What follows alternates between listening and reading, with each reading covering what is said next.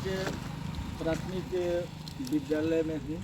यहाँ पे वीरनगर गांव का मतदान केंद्र है। अभी ये एक वोटिंग करके आती है। आपका ये पहला बार वोटिंग है क्या? जी। फर्स्ट बार मतदान कर रही हैं? कैसा लगा आपको? बहुत अच्छा लगा। अच्छा, कुछ तो अनुभव बताइए, क्योंकि आप फर्स्ट बार मतदान करके आ रही हैं, पहला बार आपने मताधिकार का प्रयोग किया है, तो आप का क्या मतलब ये उद्देश्य मकसद था? विकास का था या महिला सशक्तिकरण का था या विकास भी और महिला सशक्तिकरण भी, क्योंकि अब मतदान अपने हक का है और इस बार मुझे ये हक मिला, ये मुझे बहुत अच्छा लग रहा है। इसलिए खुश हो गया। क्या नाम हुआ आपका? मेरा नाम उत्तमा मिश्रा हुआ। ये पहला बार मतदान करके ये बहुत उत्साहित भी नज़र आ रही हैं। इतना उत्साहित हैं और इन्होंने महिला सशक्तिकरण जो सरकार का काम है और विकास के काम पे इन्होंने लाइक किया है। अब हम लोगों को 14 तारीख को इंतज़ार करना है काउंटिंग का कि उसमें किन प्रत्याशियों का भविष्य उज्जवल होता है और किन का ये होता है। वीरनगर से रिपब्लिक न्यूज़ के लिए दिनेश तिवारी। नमस्कार, मैं दिनेश तिवारी रिपब्लिक न्यूज़ से। अभी हम एक ऐसा जिला के चर्चित भजन गायिका से आपको सरोकार करवा रहे हैं जिनका कहीं न कहीं एक जिला तक नहीं पूरे राज्य तक वो फैली हैं अपने सुरों की बदौलत, और इस उम्र में वे इतना पॉपुलर हो चुकी हैं। उन्हीं से आज हम आपका खास बातचीत कराते हैं के माध्यम से जी। कि आप इतना शोहरत और नाम कैसे कमा पाए? ये जितना भी है सब हमारे गुरुजी का आशीर्वाद है, हमारी पब्लिक का प्यार है, माता पिता का आशीर्वाद, इसके पीछे यही है, हमारे राम जी।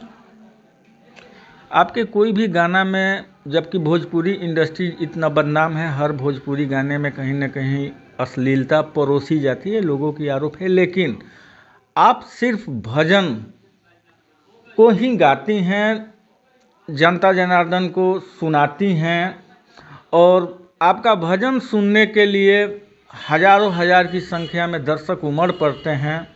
तो कहीं ना कहीं ये भजन आप कहाँ से सीखी हैं, कहाँ से साधना की? जी, हमारी संगीत की शिक्षा दीक्षा अभी भी हो रही है हमारे दादाजी पंडित श्री राम पुकार मिश्रा जी से। उन्हीं का आशीर्वाद है, उन्हीं से मिला है। और भजन गायिका बनना, ये गायिका बनना मेरा सपना था कि मुझे सिंगर बनना है, ये चीज़ था। और दादाजी से शिक्षा दीक्षा मिली, उसके बाद फिर अपना आगे हम लोग सोशल मीडिया पे वीडियो अपलोड करने लगे, फेसबुक से, घर पे ही करते करते ऐसे ही फिर आगे हुआ। तो आज तो आप भजन गायिका बन गई हैं, अब इसमें तो कहीं कोई संकोच है नहीं। तो इसके पीछे आप अपने दादाजी का योगदान मानिएगा या अपने माताजी का मानिएगा या अपने पापा जी का? चूँकि आपके दादाजी भी बहुत बड़े संगीत से उनकी रुचि थी, आपके पापा को भी भोजपुरी जगत में सभी लोग जानते हैं क्रांति बाबा के नाम से। माता जी के बारे में बहुत कम लोग जानते हैं क्योंकि वे हाउसवाइफ हैं, लेकिन कहीं ना कहीं माता जी के बारे में दो शब्द बताइए दर्शकों को। मम्मी मेरी बहुत सपोर्टिव रही हैं और ये हम चाहेंगे कि हर जन्म में मेरे को वैसी ही मम्मी मिले और सारे बच्चों के पास वैसी ही मम्मी होनी चाहिए, खासकर बेटियों के पास। क्योंकि घर में लोगों का होता है ना कि लोग लड़कियों का बहुत कम सुनते हैं, और हमारे घर में तो, हमारा घर क्या, हमारा देखा जाए तो हमारा देश ही पुत्र प्रधान है कि लड़कों को सपोर्ट किया जाए। तो वो चीज़ है थोड़ा सा, लेकिन मम्मी हमारा सुनती हैं, उनको रहता है कि मेरी बेटी आगे बढ़े, सपोर्ट करती हैं मेरे को बहुत ज़्यादा, मेरे हर चीज़ में मतलब सपोर्ट करती हैं कि नहीं भाई आगे बढ़े। मेरी एक टाइम पे मम्मी ने बहुत समझाया, बहुत किया कि नहीं भाई जो कर रही हो वही करो, सपना है आगे बढ़ो। और ये चीज़, बाकी पिताजी को मेरे सिंगिंग से बहुत इंटरेस्ट न था, न है, अभी भी जो है वो है। और दादाजी से शिक्षा दीक्षा मिली ही है। तो इस परिवेश, इस देहाती माहौल से आप निकल के एक शहर में गई, क्योंकि इस परिवेश में बहुत सारी बंदिशें हैं, बच्चियों को बहुत ज़्यादा स्ट्रगल करना पड़ता है क्योंकि संगीत के मामला में, माध्यम में। तो आपको कितना स्ट्रगल करना पड़ा? स्ट्रगल हमारा, जब मैंने अपना इंटर पास किया था, उसके बाद घर में ग्रेजुएशन एडमिशन लिया मैंने, और फिर मैं म्यूज़िक के लिए मैंने कदम रखना शुरू कर दिया। सोशल मीडिया पे मैं कंटिन्यू होने लगी कि नहीं, हमको यही चीज़ करना है। तो उसको लेके आगे करते करते फिर हमारा रोहतास जिला प्रशासन कराते हैं युवा उत्सव, तो उसमें हमने भाग लिया और फर्स्ट प्राइज़ मैंने जीता। फिर अगले साल मतलब 4-5 साल मैंने कंटिन्यू उसमें भाग लिया और कंटिन्यू हमारा फर्स्ट प्राइज़ आया। उसके बाद ज़िला का हमारा कार्यक्रम है गुप्ता धाम महोत्सव, शेरशाह सूरी महोत्सव, रोहतास ज़िला स्थापना दिवस। इन सब बहुत सारे ज़िला प्रशासन के कार्यक्रम में हमको ज़िला प्रशासन की तरफ से हमको इनवाइट आया, हम वहाँ गए, अपना कार्यक्रम किए। तो इस प्रकार मेरा जर्नी। तो क्या कहिएगा बच्चियों के लिए जो ये संगीत है, गायिका है जी या भोजपुरी इंडस्ट्रीज है, ये कितना कठिन है? कठिन तो बहुत है, क्योंकि कलाकारों के लिए उनका जीवन बहुत ही कठिन होता है। और कलाकार की सबसे बड़ी बात होती है कि वो अपने धुन में होते हैं, धुन बाहर में क्या हो रहा है इससे कोई लेना देना नहीं होता है। वो अपने काम में इतने इन्वॉल्व होते हैं कि बाहर में क्या हो रहा है इससे कोई लेना देना नहीं है। और लड़कियों के लिए तो यही कहेंगे कि मतलब पीछे नहीं हटना है, लड़के झगड़ के जैसे भी मेहनत करते रहो और आगे बढ़ते रहो। सारी लड़कियों के लिए यही कहेंगे।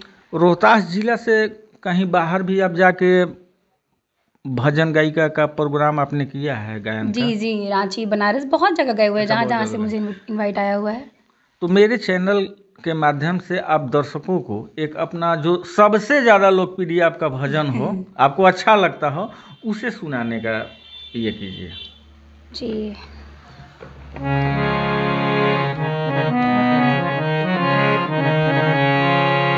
ये जो भजन है सीताराम सीताराम सीताराम कहिए, ये भजन नहीं है, ये वास्तविकता है, ये होनी चाहिए लोगों में। और हमारा ये सबसे पसंदीदा भजन है और हम जब भी किसी कार्यक्रम में होते हैं तो इसी भजन से शुरुआत करते हैं, क्योंकि हमने अपनी जर्नी भी इसी भजन से शुरुआत की थी। सीताराम सीताराम सीताराम कहिए, सीताराम सीताराम सीताराम कहिए, जाहि विधि रखे राम वाहि विधि रहिए, जाहि विधि रखे राम वाहि विधि रहिए। इस भजन की सबसे प्यारी लाइन है ये, जिंदगी की डोर सौंपी नाथ दीनानाथ के, जिंदगी की डोर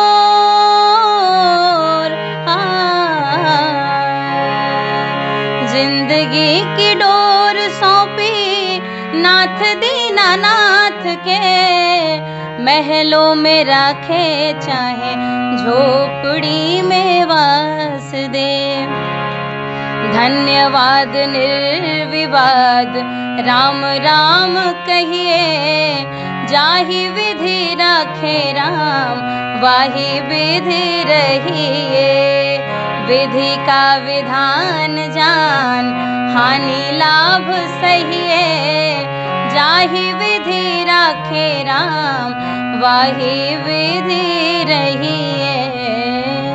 बहुत खूब, बहुत खूब, बहुत अच्छा आपने भजन गाया।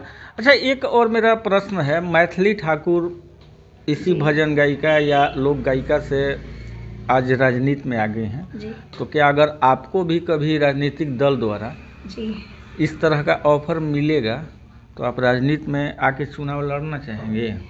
जी, अभी तो मेरा जर्नी स्टार्ट ही हुआ है। मैथिली दीदी तो हम लोग सुनते हैं उनको, बहुत अच्छा गाती हैं, मिली भी हूँ उनसे। तो ये तो आगे फ्यूचर की बात हो गई, तो अभी तो इस बारे में कोई कमेंट नहीं है मेरा, आगे देखेंगे। हाँ, लेकिन बहुत अच्छा गाती हैं, ये है। आज द्वितीय चरण का जिला में मतदान हो रहा है, जी। मतदाताओं के लिए आप क्या कहिएगा? मतदाताओं के लिए यही कि अपना सही देख के अपने हक में अपना मतदान करें।